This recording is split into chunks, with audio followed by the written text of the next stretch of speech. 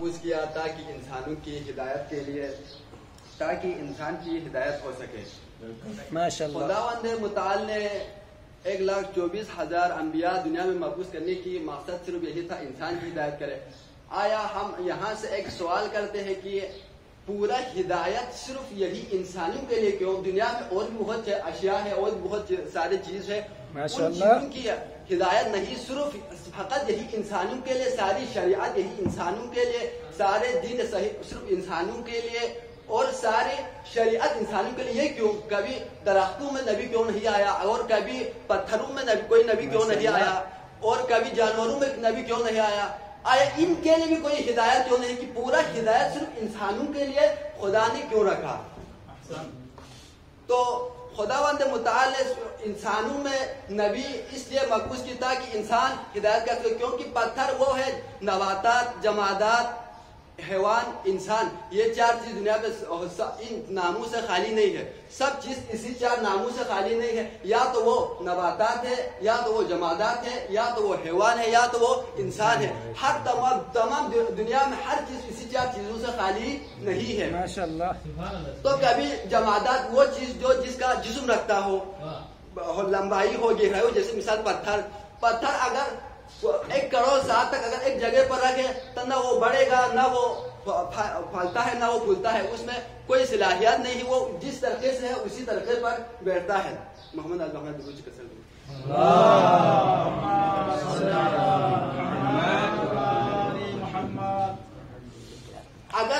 اگر اس پتھر میں ہم نے ایک صفت کو بڑھا دے کہ وہ جانور زمین سے اٹھ جائے تو وہ کیا ہو جائے گا؟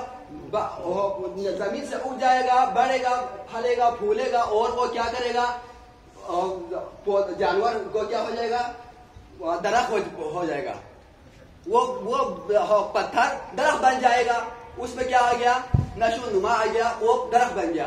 اگر ہم اس درخت میں ایک صفت کو بڑھا دیں تو وہ کیا ہے؟ حرکت۔ اگر ہم حرکت ڈالیں تو وہ چلے گا، اٹھے گا، کہیں بھی جائے گا، نشو و نما اس میں آ جائے گا اور وہ کھائے گا، پیے گا، لیکن اس کے لیے عقل نہیں ہے کہ وہ نہیں سمجھتا ہے کہ وہ اس کا بیٹھنے کے لیے کوئی جگہ بھی ہے یا نہیں، وہ اس کے بارے میں اس کو علم نہیں ہے۔ تو ایک صفت پتھر میں بڑھانے سے وہ درخت بن گیا، اور درخت میں ایک پتھر بڑھانے سے وہ حیوان بن گیا۔ لیکن حیوان میں ایک صفت کو بڑھا دے، وہ جس میں عقل نہیں ہے، اگر اس میں عقل ڈالے تو وہ انسان ہو جائے گا، تو وہ دنیا میں کیا کرے گا؟ اپنے مرضی سے چلے گا، اور اس کے لیے کسی اور کی اس کے اوپر کمان نہیں ہوگا۔ لیکن پتھر نے کبھی ایسا نہیں کہا کہ میں درخت ہوں، اور درخت نے کبھی ایسا نہیں کہا ہے کہ میں جانور ہوں، لیکن کبھی جانور نے ایسا نہیں کہ میں انسان ہوں۔ ایسا کبھی کوئی جرأت اس چیزوں نے، ان 3 ناموں نے کبھی بھی ایسے جرأت پیدا نہیں کی، لیکن سارے یہ جرأت جو پیدا کرتے ہیں صرف وہی انسان کرتا ہے۔ اس لیے خدا نے ہدایت کی انسان کے لیے ہدایت ہو سکے، اسی ہدایت کے ذریعے سے انسان راہ روی میں، راہ حق میں چلے، تاکہ انسان میں یہ جرأت سارے انسان کرتا ہے۔ اس لیے خدا نے انسان میں یہ ہدایت کی۔ ہدایت کی 2 قسم خدا نے دنیا میں، ہدایت کی 2 قسم ہے۔ ایک قسم ہے ہدایت کا جو فطری ہدایت، جو تمام دنیا کے اشیاء کے لیے، تمام پورے کائنات کے لیے ہے، اور ایک ہدایت جو خدا نے رکھی فقط صرف انسانوں کے لیے، تاکہ انسان اچھے کاموں میں اور صراط المستقیم تک کہ اچھے راستے پر چلے۔ محمد محمد کا درود کا سلام۔ اللهم صل علی محمد وعلى محمد۔ نعرہ حیدری، یا حیدری، یا حیدری، یا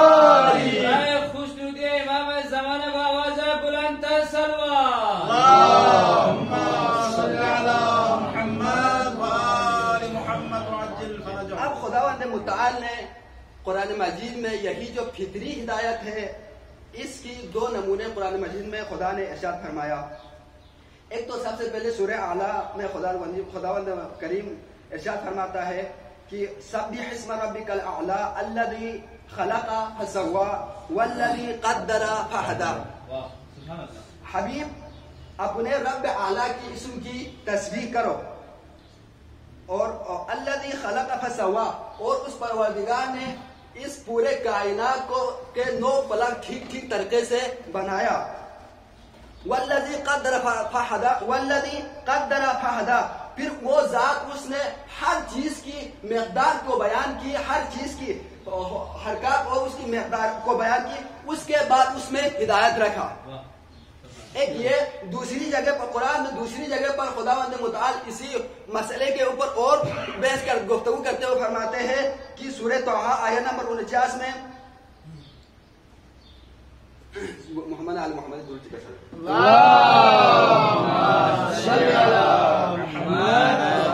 جب حضرت موسیٰ علیہ السلام اور حضرت ہارون علیہ السلام یہ دونوں پھر ان کے دربار میں آیا اور خداوند واحد کی دعوت دی، خداوند یکتا پرستی کی دعوت دی، تو پھر انہوں نے سوال کیا قال فما ربکما یا موسیٰ، آپ ربکما یا موسیٰ، یا حضرت موسیٰ اور ہارون آپ لوگوں کا پروردگار کون ہے؟ تو حضرت موسیٰ علیہ السلام نے فرمایا ربنا الذی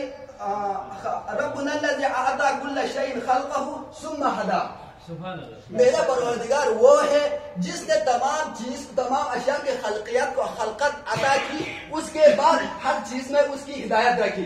جیسے ہم جانتے ہیں کہ یہ سورج اپنے جگہ سے نکلتا ہے اور اپنے حساب سے ڈوبتا ہے، چاند اپنی جگہ سے اپنے حساب سے نکلتا ہے ڈوبتا ہے، پتھر جو ہے اپنے ایک جگہ پر وہیں سے بیٹھا ہوا ہے، اب تک وہاں باقی ہے، جو دنیا میں جتنا بھی درختے ہیں وہی زمین سے نکلتا ہے، اسی طرح سے پانی نشیب کی طرف چلتا ہے، اسی حالت سے ان کے لیے ہدایت کی ضرورت نہیں ہے۔ خدا نے ایک بار ان چیزوں کو خلق کیا، ان کی فطرت میں ہدایت ڈالی، وہی ہدایت پر وہ چل رہا ہے، لیکن یہ انسان جو ہے کیا کرتا ہے، جرأت کرتا ہے اپنے حد سے بڑھنے کی، جو پھر انہوں نے دعویٰ کی خدا کی خدایت کی دعویٰ کی، وہ کیا تھا اپنے حد سے بڑھنے کے علاوہ، اور مسلم کذاب نے نبوت کی دعویٰ کی تو وہ حد سے بڑھنے کے علاوہ اور کیا تھا اپنے حد سے بڑھنے کے علاوہ۔ یہی تو یہاں تک میں آپ لوگ کو لے جانا چاہتا ہوں، یہی تو ہے کہ فرعون چاہتا ہے خود کو خدا مانا جائے، اور مسلم کذاب چاہتا ہے کہ اس کو نبی مانا جائے۔ یہی تو انسان جرات کرتے کہ اپنے حد سے بڑھ جائے اور کسی اور کی مقام پر کیا کرے، وہاں پر قبضہ کرے، اور اپنے حد سے بڑھنے کی بات ہے۔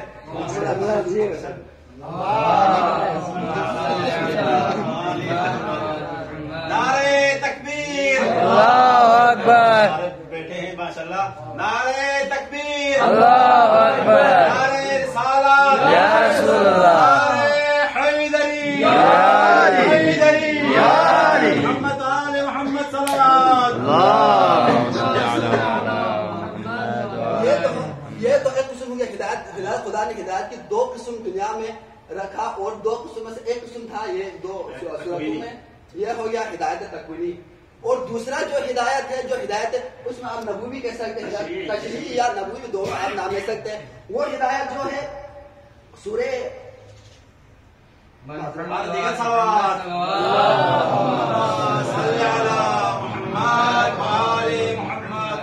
سورہ بقرہ میں آیت نمبر 38 میں خداوند متعال اس بات کی طرف ارشاد فرماتے ہیں فمن یاتیکم منی ہدی فمن تبع ہدایا فلا خوف علیہم ولا هم یحزنون۔ اس آیت کی ترجمہ کرنے کی ضرورت نہیں ہے، سب علماء بطریق اولا مجھ سے بہتر جاننے والا ہے، کیونکہ اس ہدایت کا نام ہے ہدایت تشریعی۔ تو خداوند متعال نے کیا انسان کے لیے ہدایت رکھا تاکہ انسان اپنی حیثیت کو کھو چکا تھا، انسان اپنی مقام کو کھو چکا تھا، وہ کسی اور بڑے مقام پر جا کر رکنا چاہتا تھا، اس لیے خدا نے 1,24,000 انبیاء دنیا میں بھیجا تاکہ انسانوں کی ہدایت کر سکے اور انسان راہ حق پر چل سکے۔ تو شروع میں ہم نے سرنامہ کلام میں جو سورہ اقرا کی 5 آیتوں کا جو تلاوت کیا تھا، سورہ یعنی آیت نمبر 6، 7، 8، 9، 10، ان آیتوں کا ہم نے جو تلاوت کیا تھا، اس کی جو ہے ترجمے کی طرف اب ہم بڑھتے ہیں اپنے موضوع کی طرف۔ کلا ان الانسان لیطغی، یہ انسان کیا کرتا ہے، سرکشی کرتا ہے۔ یہ انسان سرکشی کرتے، کب کرتے یہ انسان، کس وقت سرکشی کرتے، ان رآہ استغنی، جب یہ اپنے آپ کو مستغنی محسوس کرتا ہے، اپنے آپ کو مستغنی محسوس کرتا ہے، سرکشی کرتا ہے۔ یہ انسان کیا کرتا ہے، اپنے آپ کو جب مستغنی محسوس کرتا ہے تو اس وقت انسان سرکشی کرتا ہے۔ اور قرآن ان الى ربک لرجع، اور ہر حال میں ہی اور اسی انسان کو ہر حال میں خدا کی طرف پلٹنا ہے. وہ انسان یہ نہیں سمجھتے کہ اس نے ہر حال میں اگر وہ یہ مال جو اس کو خدا نے دیا ہے, یہ جو سارے اقتدار اس کو جو خدا نے دیا ہے, وہ یہ نہیں سمجھتا کہ میں نے ہر حال میں خدا کی بارگاہ میں پڑھنا ہے. اور ان 4 آیتوں کو ذکر کرنے کے فوراً بعد خداوند متعال نے اسی سورے میں اسی سرکشی کی ایک مثال بیان کی. ارأیت الذی ینہا عبدا اذا صلی, جب ہمارا بندہ نماز پڑھتے ہیں تو وہ کیا کرتے ہیں, یہ سرکشی لوگ ہمارے بندوں کو نماز پڑھنے سے منع کرتے ہیں. یہ کس وقت تھا جب حضور اکرم صلی اللہ علیہ وسلم ابتدائی نبوت کے دور میں جب خانہ کعبہ میں نماز پڑھنا شروع کرتے تو اس میں سے تفسیر, میں نے 3-4 تفسیر کو دیکھا تھا, اس میں سے بعض تفسیر میں یعنی کہ ابو جہل کا نام لیا گیا ہے. اس نے حضور اکرم صلی اللہ علیہ وسلم کو نماز پڑھنے سے روکنا چاہتا تھا, لیکن ایک دفعہ وہ گیا بھی, لیکن اس نے پیغمبر حضور اکرم صلی اللہ علیہ وسلم کو روکنا چاہا, لیکن اس کے درمیان اس کے اور پیغمبر حضور صلی اللہ علیہ وسلم کے درمیان ایک ایسا آگ کا شعلہ حائل ہو گیا اور وہ پیغمبر کے حضور صلی اللہ علیہ وسلم کے سامنے تک بھی جا نہ سکا. تو لوگوں نے ابو جہل سے سوال کیا, تو نے یہاں آج اتنا جرأت کر کے گیا تھا, اب تو نے اس عبداللہ کے یتیم کو نماز پڑھنے سے کیوں نہیں روکا, اب آپ نے اس کو خانہ کعبہ سے کیوں نہیں نکالا؟ تو وہ کہنے پر مجبور ہو گیا کہ میں نے تو روکنا بہت چاہا, لیکن میں اس کے سامنے تک جا نہ سکا.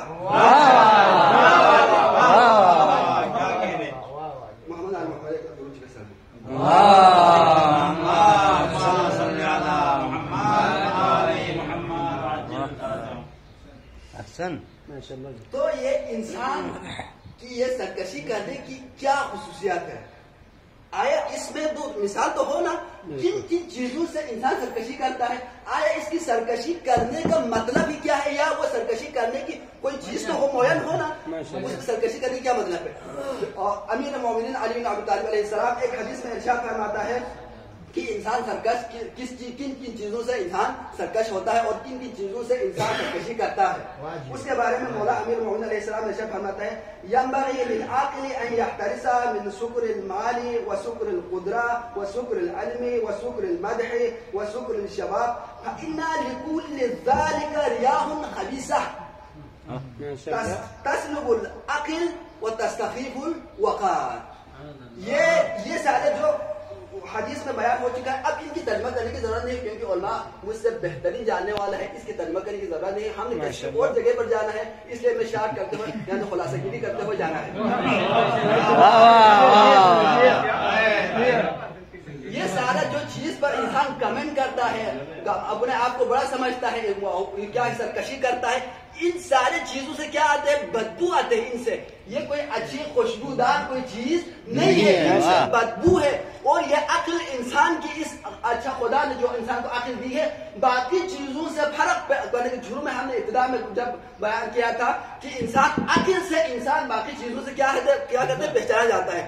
تو یہی انسان کی خصوصیت کی عقل جو دوسرے چیزوں سے پہچان سکے. تو انسان کی یہی ان چیزوں کے انسان میں محسوس کرنے کی وجہ سے انسان کی جو دوسری چیزوں سے جو پہچان کرنے والی جو عقل تھا, یہی عقل بھی کیا کرتے ہیں, یہ لوگ یہ چیزوں کی وجہ سے یہ بھی چھینتا ہے, اور اس کا جو پہلے سے جو وقار تھا وہ وقار بھی کیا ہو جاتا ہے, تخفیف ہوتا ہے, وہ ساخت ہو جائے, ختم ہو جاتے ہیں, اس کا کوئی وقار نہیں رہتا ہے. تو ضروری ہے انسان کو ان چیزوں سے کیا کرنا چاہیے, ان سے روکنا چاہیے, اپنے آپ کو باز رکھنا چاہیے. یہ تو ایک ہو گیا ایک چیز. دوسری چیز کیا ہے, اگر انسان سرکشی کرنے والا انسان کے اگر جو دوست معاشرے میں ہوتا ہے, اگر وہ دوست اچھا نہ ہو تو اس کی وجہ سے بھی اس کی زندگی میں بہت سارے ضرر آتے ہیں. جیسے قرآن مجید میں اس چیز کی طرف اشارہ بھی ہوا ہے کہ جیسے حضور اکرم صلی اللہ علیہ وسلم کے جو بہترین اچھا خاصا جو دوست تھے تو وہ کافرین میں سے تھے, لیکن ایک عتبہ ایک عبید تھے. اس کو بعض تفسیر میں عقبہ اور امیہ کے نام سے بھی لیا گیا ہے. مختلف روایت ہوگا, انشاءاللہ آپ لوگ بہترین جانتے ہیں, اس کے بعد میں ہم لوگ کیا کریں گے, اس کی اصلاح کریں گے. لیکن عتبہ اور عبید حضور اکرم صلی اللہ علیہ وسلم کا بہترین دوستوں میں سے تھا, دونوں کافر تھا. تو ان تینوں کی اتنے اچھی خاصا دوستی تھا کہ ایک دوسرے کو دیکھے بغیر رہنا ممکن نہیں تھا. ایک دوسرے کے درمیان مطلب گہری تعلقات تھا. مطلب تو ایک ان میں سے ایک یا عتبہ یا عبید ان میں سے ایک نے خانہ کعبہ کی حج کرنے کے بعد واپس مدینے میں آیا. اور ہمارے یہاں رواج چلتا ہوا ہے کہ جو کوئی حج سے اگر زیارت سے واپس آیا تو اس سے ملنے کے لیے لوگ جاتے ہیں گروہ کی شکل میں. تو حضور اکرم صلی اللہ علیہ وسلم نے بھی چاہا کہ عتبہ نے حج کر کے آیا ہے, میں بھی اس کی ذرا خبر لوں اور اسے مل کے آؤں.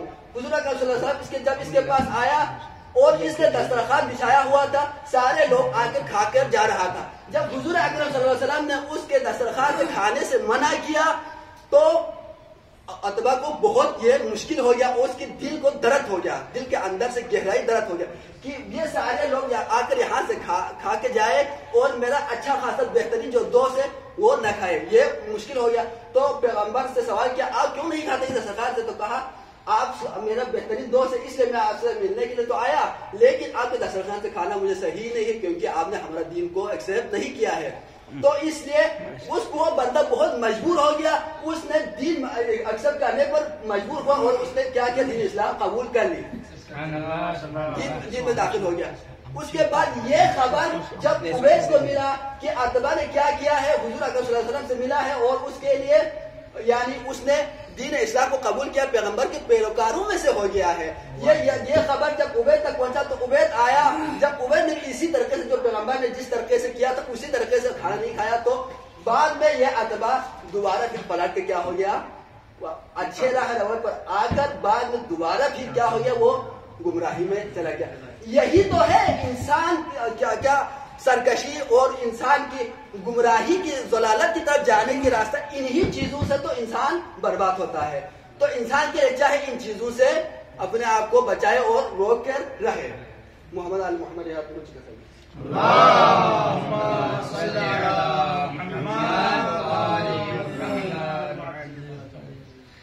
اور خود قرآن مجید میں خود مال کسب کرنے پر, خود مال غنی ہونے پر, یہ نہیں کہ جو لفظ ہے نا عربی میں مجھ سے زیادہ بہتر جاننے والا ہے, ایک ہے استغنا, ایک ہے غنی. قرآن نے غنا ہونے پر اعتراض نہیں کیا ہے, غنی ہونے پر اعتراض نہیں کیا ہے, بلکہ اس کے جب مال آنے کے بعد غنا ہونے کے بعد جو احساس جو انسان میں ڈیولپ ہوتا ہے, جو انسان میں پیدا ہوتے ہیں, اس چیز سے قرآن نے اس کی نفی کی ہے, اس پر اعتراض کیا ہے. خود غنی ہونے پر اعتراض نہیں ہے, بلکہ اس انسان کے اندر جو مال کے آنے کے بعد جو اس میں جو غنی جو اس کا غنی ہونے کا جو احساس ڈیولپ ہوتا ہے, اسی غنی ہونے کے اس احساس کے اوپر خدا نے کیا ہے, اعتراض کیا ہے کہ اس کے احساس پر, اس کی یہ ذہنیت پر. اگر یہ مال انسان کے پاس اگر اچھی اگر ذہنیت سے ہو تو اس کو ختیجۃ الکبریٰ کہا جاتا ہے. اگر انسان میں یہ مال اگر اچھی ذہنیت کے ساتھ اگر ہو تو اس کو کیا کہتے ہیں, ختیجۃ الکبریٰ کہا جاتا ہے. اگر انسان میں یہ مال اگر بری ذہنیت کے ساتھ اگر ہو تو انسان کہا جاتا ہے فرعون, جیسے مثال فرعون کی طرح ہوتا ہے. دیکھو ہماری ٹاپک اس چیز کی طرف, اس چیز کے حد تک پہنچ گئی. خود مال کی کسب کرنے, خود مال کے آنے میں غنی ہونے پر قرآن نے اعتراض نہیں کی, لیکن اس مال کے آنے کے بعد جو انسان کے جو احساس جو پیدا ہوتے ہیں, اسی احساس پر خدا نے اعتراض کی, اور اس کے اوپر خدا نے اعتراض کیا کہ آپ اس احساس کو چھوڑ دیں. محمد آل محمد روز کا سلام.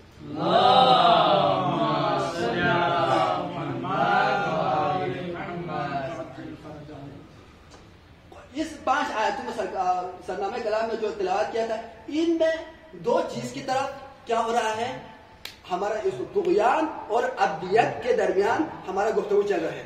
ایک تو ابدیت ہے کہ طغیان کی مثال تو آپ نے سنی ہے, تو جیسے فرعون, مسیلمہ کذاب وغیرہ, انہوں نے کیا طغیانی پیدا کی اور اپنے راہ روی سے ہٹ گیا. اور جیسے اس کے ساتھ یعنی ابدیت کا بھی 2 مثال آپ لوگوں کی خدمت میں پیش کر کے آپ لوگوں کی زحمت کو تمام کروں گا انشاءاللہ. محمد آل محمد گروج کا سلام.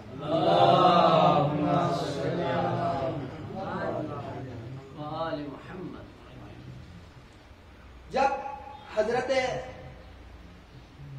یوسف علیہ السلام مصر میں پہنچنے کے بعد حضرت یوسف کے پاس اقتدار بھی ہے, مال دولت بھی اقتدار بھی ہے اور مال و دولت بھی ہے, حسن بھی ہے. جب پہلے حدیث میں مولانا ارشاد فرماتے حسن پر مدح کرنے پر, حسن کے اوپر بھی ہے کیا وہ انسان سرکشی کرتے. یہ تینوں حضرت یوسف علیہ السلام کے پاس موجود ہے. ان تینوں کے موجود ہوتے ہوئے جب ان کے 11 بھائیوں نے حضرت یوسف علیہ السلام کو اتنا ستایا, اتنا مارا پیٹا, بہت سارے مصیبتیں حضرت یوسف علیہ السلام کے اوپر ڈایا, اس کے باوجود جب حضرت یوسف علیہ السلام مصر یعنی جو تاجروں کو بھیج دیا, وہاں جا کر حضرت یوسف علیہ السلام نے بہت اچھے مقام پر فائز ہوا. تو اس مقام پر فائز ہونے کے بعد اس کے بعد تمام یہ جو بھائی تھے تمام کے تمام 11 کے 11 وہ تمام جو حضرت یوسف علیہ السلام نے ایک وقت میں جب خواب دیکھا تھا, اس خواب کا تعبیر تمام ہو رہا, تمام بھائی سجدے میں سر جھکا ہوا تھا, اور اس کے بعد اس کے بابا اور اما یہ تمام سارے جھکا ہوا تھا. اس کے باوجود اب یہاں پر حضرت یوسف نے ان سے بدلہ لینا نہیں چاہا. یہ سارے کرنے کے باوجود پھر بھی حضرت یوسف علیہ السلام نے ان سے بدلہ لینا نہیں چاہا, بلکہ کیا کہا قرآن مجید میں خداوند و تعالی یہی سورہ یوسف میں ارشاد فرماتا ہے, محمد المحمد کی قسم